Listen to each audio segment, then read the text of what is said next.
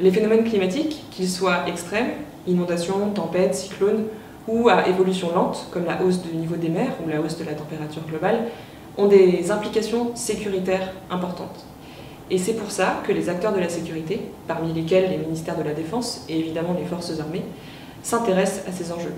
Les forces armées sont en effet directement impactées par les changements climatiques et la dégradation environnementale.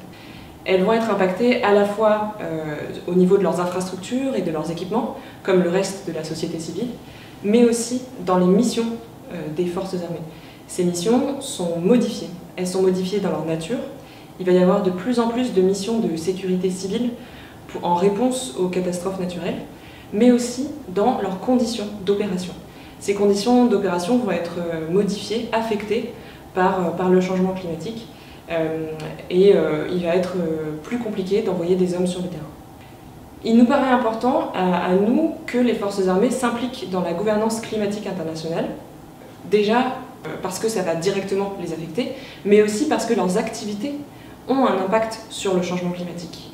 Leurs activités participent au changement climatique et à la dégradation environnementale.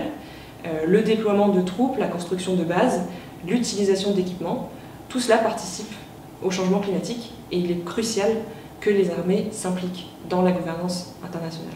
Et la mission première des armées, la priorité des forces armées, c'est de garantir la sécurité nationale et la sécurité des citoyens.